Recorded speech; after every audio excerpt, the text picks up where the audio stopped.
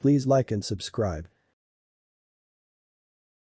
In the ruthless wilds of the Wild West, destinies broke as easily as dry branches beneath a hobo's boots. I know this firsthand because one day my fate cracked and left me lying in the scorching Arizona sand. My name was Abigail. I was only 7 years old when my family left without me, when my mother, gentle and tired of illness, quietly surrendered to fever, and my stepfather, tired and embittered, said I was slowing them down. I didn't cry, I didn't scream. I just stayed under the relentless sun with a piece of stale bread and a thin blanket, looking up at a sky that seemed as red hot iron. The wind that night was dry and hot, like the breath of the desert itself. It rustled through the tall thorns and carried the scent of fallen grass and the sparse flowers that clung stubbornly to life in this barren land. The sand crunched beneath my hands, reminding me of its harshness as if the emptiness itself were watching me. In the distance, where the mountains were lost in the glimmer of sunset, I heard the lonely cry of a hawk, the only sound that seemed alive in this endless silence. But this story is not about death. It's not about hopelessness and loneliness. It is the story of how I was found by a people who can hear the wind and speak to the spirits, a people for whom the earth is not just a place, but a living entity, filled with the voices of ancestors and the power of nature, a people who saw me not as a stranger, but as a sign of destiny. This is the story of how I became one of them, or maybe one of two worlds at once. For in the scorching desert sands, I found more than just a life. I became a prophecy. I became a bridge between worlds, between past and future, between humans and spirits. And this story is for those who are willing to listen, for those who believe that even in the most hopeless places you can find light if you are not afraid to look deeper and hear the silence. Sometimes I think it didn't start the day I was abandoned. It started much earlier, the moment my mom first coughed up blood. I remember how her breathing became ragged, how her eyes dimmed, though she tried to smile at me so I wouldn't be afraid. Or the night I heard someone in the caravan whisper, "She won't live to see the end of the month." They were words that hung in the air, heavy and cold, like a prediction that left no chance. But the real story began the moment our caravan turned off the big wide highway and headed deeper into the desert, to where a new land was said to be waiting. The Promised Land, our pastor muttered, holding a rickety Bible, a place of hope and salvation. But the sky there was mercilessly harsh, as if the sky itself wanted to test our mettle. The wind was stiff and scorching. It brought not a drop of freshness, not a drop of hope. I was a child, 7 years old, too young to understand the true depth of despair, but old enough to read the fear in the eyes of the adults around me. They had stopped talking loudly like they used to. Now their voices were muffled, as if they were afraid to break some invisible silence. They counted every drop of water, measured out food for everyone, and looked silently into the empty sky, hoping that someone up there would hear and have mercy. My mom got quieter and quieter. She no longer sang me lullabies or told me bedtime stories. Her hands, so warm before, were now hot with fever, and her lips were dry, cracking like hot desert rocks. I sat beside her, gently stroking her palm, feeling it grow colder and colder. Sometimes she would open her eyes and look at me with such pain that I wanted to take all her weight on my shoulders. But one morning, Mom didn't wake up. I sat next to her, trying not to move, afraid she would disappear completely if I moved. I called softly, shaking her shoulder, hoping for a miracle, but she remained motionless. Then he came up, my stepfather. In my memory, he remained only a shadow, a figure dissolved in the dust and scorching sun. I don't remember his name, just his cold stare and words that pierced me harder than all the blows. She's dead. He said, not looking at me, but somewhere in the distance, as if he were trying to erase me from his memory. We have to go. I remember clinging to my mother's body, soaking up the smell of her dress, first warm and familiar, then mixed with the heat of the desert and something that was no longer life. I cried silently, tears burning my throat but not coming out. I was too small to cry the way my soul wanted me to. She's slowing us down. the stepfather said again, turning to the group of people behind him. We can't carry her. On the go? Someone asked, voice trembling. There was a long pause, and then came the words that burned me cold. We have no choice. They put Mom on the cart and covered her with a blanket. I followed, trying to keep up, but my stepfather suddenly stopped, turned to me. No, Abby. You're staying. I looked into his face, searching for a drop of pity, a spark of kindness, but he turned away. His eyes were closed with determination and cruelty. He told someone to give me bread and a blanket. One of the men, a young man with kind, tired eyes, quietly slipped me a bundle. I expected words of comfort, but he only nodded and left. The wagons moved, wheels creaking and whirling, raising clouds of dust that seemed to turn into ghosts of the past. Someone cast a glance over their shoulder, but no one stopped, no one approached. I was left alone. I watched for a long time as the caravan disappeared into the distance, dust rising into the sky like a mist from another world, covering everything around me. I didn't scream, I didn't cry. Something in me realized at once this was the end of one journey, and no legs would catch up with it. I sat down on a rock, untied the knot, and took the bread in my hands. It was dry and hard, but I ate it, looking into the vast emptiness. The sun was high, and everything around me was vibrating. The heat, the silence. I spoke to my mother quietly, almost in a whisper, as if she were still there. I told her that the wagons would be back, that my stepfather would change his mind, that someone would come for me. But no one came back. The day stretched slowly like spreading lava. The sand began to burn my skin through the thin fabric of my dress. I looked for shade, but there was almost none, just sparse thorny bushes that offered little escape. I drank water. There was too little of it. I covered myself with a blanket, but the air beneath it was like a red-hot furnace. At some point, fatigue took over. I just lay there on the hot sand, my eyes burning in the sun, my skin burning, and there was such a melted, empty feeling inside that the fear just disappeared. And that's when I saw him. He stood amidst the shivering air, tall like a mirage. His silhouette slowly approached me. Behind him were several other figures, shadows that dissolved against the hot sky. I couldn't see their faces. Reality mingled with the dream. But I heard a sound, a low, lingering sound, as if someone were singing an ancient song that called to my soul. And then it was gone. The light faded. The world became dark and light. And I flew to a place where the heat didn't burn, where there was no hunger or fear, just the wind and a voice that whispered, You haven't finished your journey yet, child of the sands. I don't know how much time has passed. Hours, days, time in the desert, time is lost in the desert. The sun wasn't just shining, it was burning with a merciless fire, as if it were trying to burn all the pain and memory out of my soul. The air around me was thick, viscous, like sweet syrup slowly dripping from the branches. The ground beneath my body seemed to have a life of its own, pulsing, breathing, as if it were trying to hold me to itself, to keep me from dying. Somewhere in the distance, I heard grasshoppers chirping, high, sharp, like the call of distant spirits, and the sand beneath my feet snapped and crackled like the tongues of invisible spirits awakening in the heat. The sound was strangely alive, as if the desert itself were talking to me. I fell into darkness and then surfaced into blinding white light, where everything merged into chaos. My mother's breathing, the creak of the wheels, the rustle of my mother's fingers caressing my hair. I tried to call out to them, calling for my mother, my stepfather, anyone, but my voice drowned in the void, dissolved into this soundless world. And suddenly a rustle, quiet, careful, barely audible, like the touch of wind on my cheek. I opened my eyes, or maybe I just thought I opened them. There was a figure standing over me, a man. His face was hidden by shadow, but I could clearly see the silhouette. A straight back, long hair woven into ribbons and feathers that swayed gently in the wind. He held a staff in his hand, covered with carvings and decorated with small bones, like a living artifact from ancient times. Behind him were others.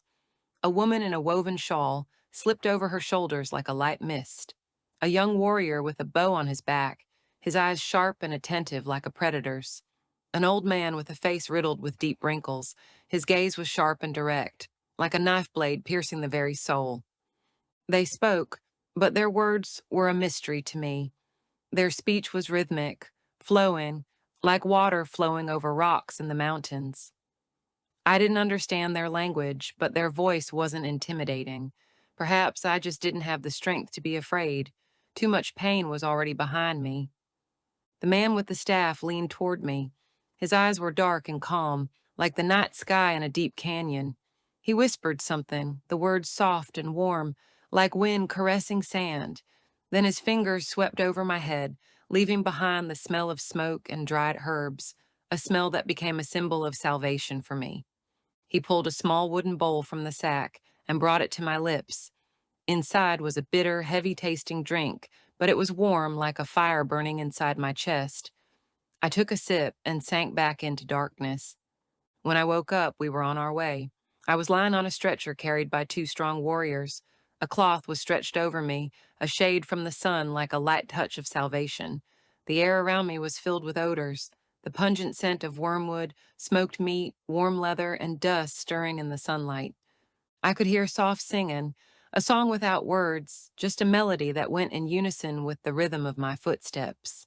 The wicker straps holding the stretcher creaked, and sometimes someone gently placed a palm on my forehead or adjusted the blanket to make me feel better. In the evening, we stopped. The campfires flashed with orange-red light. Voices, soft, quiet, filled the air. Children laughed, played, ran around the fire, their laughter like music of hope. Women were cooking in clay pots, and the air smelled of spices and smoke. I was laid by a separate fire under a canopy that protected me from the night chill. He was sitting next to me, the one who had found me in the desert. I learned his name later, Talshi, the eldest among the elders. He was not a chief in the usual sense, but he was the man people came to for wisdom, for words, and for signs. He spoke little, but his every word weighed more than 1,000 common phrases. The shaman of the tribe, gaunt, wiry, with a face riddled with wrinkles, came to me as I slept. He stared at me for a long time, as if he were peering into the depths of my soul, and then he poured a handful of fine herbal powder near my head. His voice was trembling, ancient but powerful. He sang, and his song echoed in my bones, awakening forgotten memories. In the morning, the shaman announced, She is not of this world, nor from the other. She is in between. He spoke of the red lizard, a mysterious creature that, according to ancient lore, appears in the desert when the spirits send a warning of change. I saw it near the girl's body. Talshi said. She was sitting on a rock looking at me. She didn't run away. The tribe took it as a sign. They don't call me by my name anymore. Just Desert Child. I was given a new place, a hut at the edge of the parking lot, closer to the elders. I was cared for by a woman named Asa. She did not speak English, but her hands were soft and her eyes were warm and caring. She fed me, washed me, and carefully braided my tangled hair. When I was able to sit up, the children came to me. They looked at me with curiosity, but without fear or ridicule. One of them gave me a seashell, smooth and iridescent. Another a feather with a bright hue. At first I didn't speak, just observed, learned. I listened to the women singing around the fire, to the old men telling stories full of mystery and wisdom. I did not understand the words, but I felt their rhythm because their speech was not only words, but their bodies, gestures, pauses. The world of the tribe was different. It did not shout. It breathed, sang, lived. Sometimes Talshi would call me to him. He would show me herbs, gesturing to me how and when to pick them. He drew intricate marks in the sand and then erased them with his large palm. After a few weeks, I began to speak their language. First single words, then short phrases. I felt the language growing inside me, taking root in my heart. I did not forget my mother, but the desert no longer frightened me. It had become my home. Still, a part of me always looked to the sky, especially when the silhouette of an eagle appeared over the mountains. It circled high and majestic, as if it were guarding me from the heavens. Asa said, This is a good sign. The eagle is watching over you. I didn't know who I was, abandoned, found, or maybe a harbinger. But one afternoon, the shaman called me back to the fire. He was holding a stone pipe from which a thin column of smoke rose. The spirits are silent. He said, But when they're silent for a long time, it doesn't mean they're gone. It means they're waiting. He looked at me, his eyes full of mystery. Waiting for you to remember why you came. I didn't notice when I stopped counting the days. Time lost count, like sand slipping through my fingers. In the beginning, I still hoped that one day a caravan would appear over the hill, that someone would say my name loudly in English. But the land was silent. It did not call back, but took me in slowly, gradually, surely. I lived among the Navajo, like a sprout at the edge of a field, alien but accepted, thin and fragile but taken root. My tent, which had once barely saved me from the desert winds, was replaced by a true hogan, a roundhouse of clay and wood with a door that always faced east, toward the rising sun. Inside, woven mats on the floor, carved figures of spirits and animals on shelves, the smell of sage smoke that never left this sacred place. I was learning everything: how to weave baskets from willow branches, supple, smooth, and smelling of the forest; how to sew from hides, strong and warm, as if the earth itself were embracing me; how to recognize footprints, animal prints, human footprints, and even the breath of wind in the sand. Asa, my mentor and second mother, often said, Everything is knowledge, even the dust in the cracks of the earth, even the shadow of a cactus on the morning sand. I was taught to listen not only with my ears, but with my whole body, my skin, my heart. At the campfire, the elders repeated, "Before you answer, hear not only the words, but also the silence between them." And I listened. In the voices of the old men, I heard the rumble of distant thunder, in the dances of the women, the rolls of mountain rivers, and in the stories of the children, the wind whispering about the ancient. I memorized the legends, stories of the raven who stole light for the people, and of the twins who fought monsters and created the world. But there was one story that recurred more often than the rest, of the one who came between the worlds, not a spirit, not a human, but a messenger, a harbinger of change. The women talked quietly, thinking I couldn't hear. She came with fire in her eyes, but her blood is white. What if she brings trouble? Some turned away. An old woman named Nana, who had 7 grandchildren, forbade them to play with me. When I passed by, she hid her face in her handkerchief, as if she was afraid of a curse. I didn't blame them. I saw my reflection in the water, my hair lighter than everyone else's, my skin like sand instead of earth, my voice a little different, like an echo of a foreign world. But there were others who looked at me differently. A little boy with eyes like coals who always smiled at me without a word. An old man named Hoden who shared dried meat with me even when he was hungry. And of course, Talshay. He spoke little, but his every word was like stone, polished by time and wisdom. We do not choose who the spirits lead. He said once. We can only listen and let them speak. He taught me not only words, but their meanings. One day he drew a circle in the sand. Inside it, a dot. You are here, He said, pointing to the dot. and the world around you is here. And go where? I asked. He erased the dot with his finger. First stop being the center, then you'll see the way. The summer was thick and hot, the air shivering with heat. We gathered roots along the parched river, strong as the living heart of the earth. I saw snakes hiding in the shadows, and lizards shimmering in the colors of the sand, dissolving in its warmth.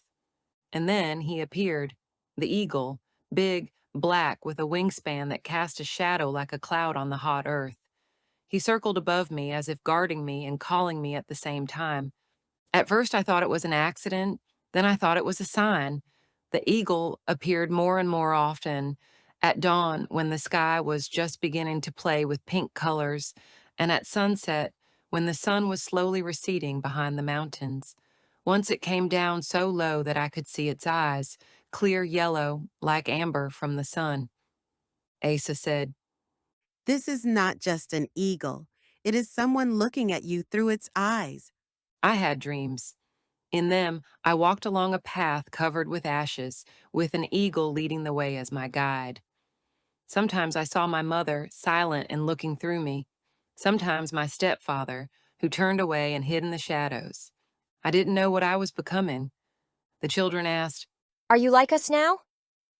I didn't know what to say. One day, when the heat was particularly intense and the air seemed red with dust, horsemen came to the tribe. They carried a letter with them. The envelope had the U.S. seal on it. One of the men, a Métis who spoke English with an accent, read it aloud. You are called to a gathering. There is land waiting for you on the reservation. A silence hung around, heavy as storm clouds. No one shouted, no one argued. They just sat there as if facing an impending storm. Talshi looked at me. The wind is changing. He said. You're supposed to stand like a rock. I didn't fully understand his words at the time, but I felt an omen in them. Something would happen soon. At night, the shaman came to the fire, poured ashes into the fire, and the flames rose, turning blue, a rare and mysterious color. He looked at me and said, There are times when the spirit speaks through those from whom no one expects a voice, and then he added quietly, and sometimes through those who have been left for dead. I realized they were expecting something from me. I am no longer just a guest. I am a link, a bridge between worlds. I did not yet know the price I would have to pay for this place among them, but I felt that the old Abigail, the one who rode in the caravan, holding my mother's hand, was somewhere in the sands, and the new one was being born here, in a language that had been foreign at first, but was now native, in the songs I knew by heart, in the rhythm of the drum that beat in unison with my heart. The day began quietly, as if the desert itself were holding its breath. The air was already warming, thick and dry, scented with the scent of wormwood and hot stone. Our tribe was gathered around a large oak tree as old as the earth itself, with roots deeply embedded in the sand. Its branches spread out like a protective canopy, casting a cool shadow over the hot earth. We walked toward it, feeling safe in this living shelter. We were preparing to gather herbs and roots, but there was already an unsettling tension in the air. The women were quietly going through their baskets, and the men were listening for every sound on the horizon. Talshi walked between us, checking bows and spears, saying, Be ready. Take your time, but do not let fear overwhelm you. I watched the tribe's warriors sharpen arrowheads, draw the bowstring, check throwing knives. Children, usually boisterous and playful, sat beside the old men, their eyes wide with anxiety. Suddenly, dust clubs appeared on the horizon. Horses and riders were rapidly approaching, their silhouettes distorted in the hot air like shadows chasing us. The howl of dust and the thunder of hooves blended into the inexorable rhythm of the approaching threat. Talshi was the first to stand, his face stony and focused. He held up a hand. Calm. Let them hear us. The soldiers dismounted, boots thudding on the ground. The commander stepped forward, tall, with a cold stare and a sharp chin. His voice sounded like a gunshot. This is U.S. government land. You must leave it and move to the reservation. By order. Unconditionally. I translated his words, hiding the tremor in my voice. My heart was pounding like a madman, my mind racing like a horse off the lead. This is my home. My people are here. How can I leave? The eyes of the elders wavered between hope and fear. Some seemed ready to obey. Others rejected the order with bitterness. The commander looked directly at me. His eyes narrowed. Are you the daughter of that woman from the caravan that disappeared here a year ago? The whole village froze, all eyes fixed on me. I felt like a sharp arrow through my heart. Come back with us. He said. You're a citizen. We'll take you. Talshi stepped forward, his voice as loud and heavy as a peal of thunder. She is with us. She is part of the tribe. We will not give her up. The warriors grabbed their weapons, bows, spears, knives. The air filled with a rumble, as if the earth itself were holding its breath.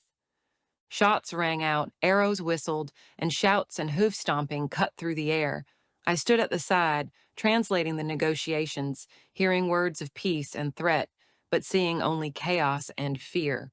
Old Hodan was wounded, his face pale, and the boy with the coal eyes covered him like a shadow protecting the light.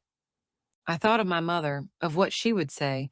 Sometimes I dreamed that she was near but silent. When the fighting died down, the silence became dense like a heavy blanket. Blood soaked into the sand, leaving traces of pain and loss. Talshi came toward me, leaning on his staff. His eyes were tired, but they shone with pride. You have passed the test. He said quietly. You are no longer just a guest. You are part of us. That night, the shaman performed a purification ritual, drawing symbols of protection and strength on me. His hands were sure and calm, his voice as ancient as the earth itself. I stared into the flames of the fire, and a new fire burned inside me, a fire of determination and responsibility. This day changed me forever. After the last shots were fired and the dust settled, we stood in oppressive silence. My heart was pounding so loudly that even the rocks beneath my feet seemed to hear it. The air was thick with the odor of gunpowder and blood. I walked over to the wounded. Hoden was lying on his side, lips pale but looking at me with quiet gratitude. The boy who always smiled was holding his hand, trying to stop the bleeding. Would he survive? I asked, my voice trembling. If the spirits are favorable, Talshi answered, leaning over Hodan. but we need to be strong to help them. People began to gather around the fire, some crying quietly, some praying silently. I could feel the weight of responsibility growing inside me, as if I were now bound to each of them by invisible ties. Talshi sat down beside me, his face serious and tired. Today you've seen what it means to be part of the tribe. He said quietly. It's not just words or rituals. It is the blood we are willing to shed for each other. It is the pain and joy we share. But if I'm a stranger, I started, and the words stuck in my throat. You're between worlds, Abigail. You're a bridge. And a bridge needs to be strong enough to hold its weight and weather the storms. The shaman stood up and began to prepare the ritual. He drew circles and lines on the ground, mixed red and white clay, gathered herbs and ashes.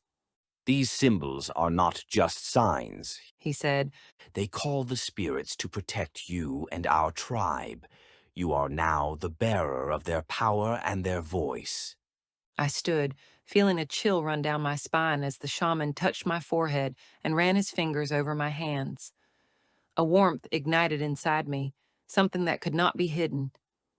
The flames of the fire danced, casting shadows on people's faces, and I realized I was not alone. My life was intertwined with theirs, and every beat of the drum was like the beat of my heart. We're moving on, Talshi said, rising. and you will lead us. At that moment, for the first time, I felt that I had found home, not just a place on the map, but a place in my heart. The night was quiet except for the crackle of the fire and the occasional sigh of wind. We sat around the fire, and every sound seemed to grow louder in the silence after the battle. Talshi sat next to us, leaning on his staff. His eyes were tired, but a quiet wisdom burned in them. Do you know why the shaman draws these circles and lines? He asked, looking at me.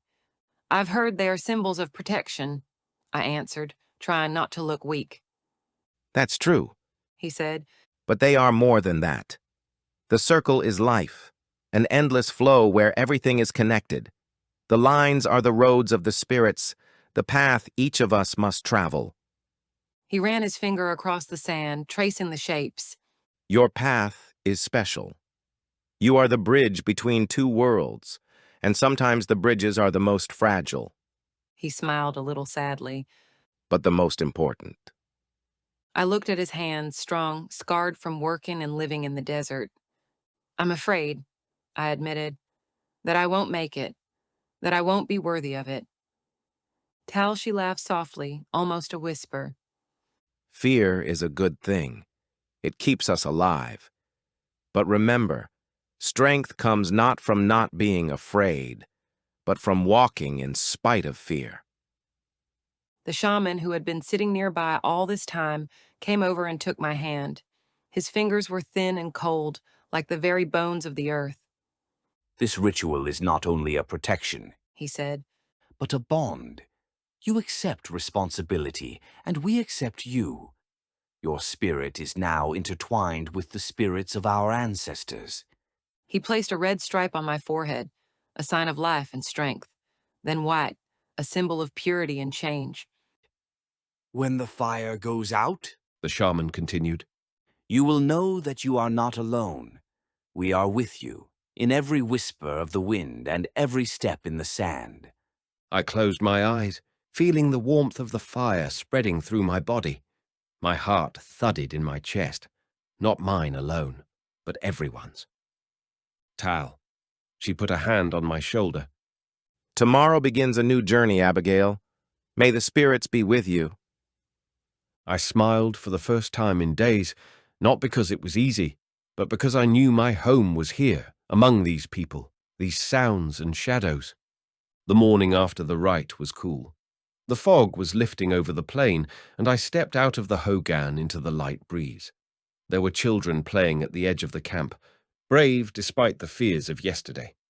The boy with the coal-eyed eyes, whose name was Neno, ran up to me with a small pebble. For you. He said, holding out the gift. It's from the river. They say stones hold the memory of the water. Thank you, Neno, I smiled, taking the stone. It was warm, as if it were breathing. The children laughed, asking me questions, learning Navajo words, learning to laugh together. Their faces were open, sincere. Later, a woman with long, dark braids came up to us. Imi, one of the elders, the keeper of traditions. You're strong, Abigail, She said quietly.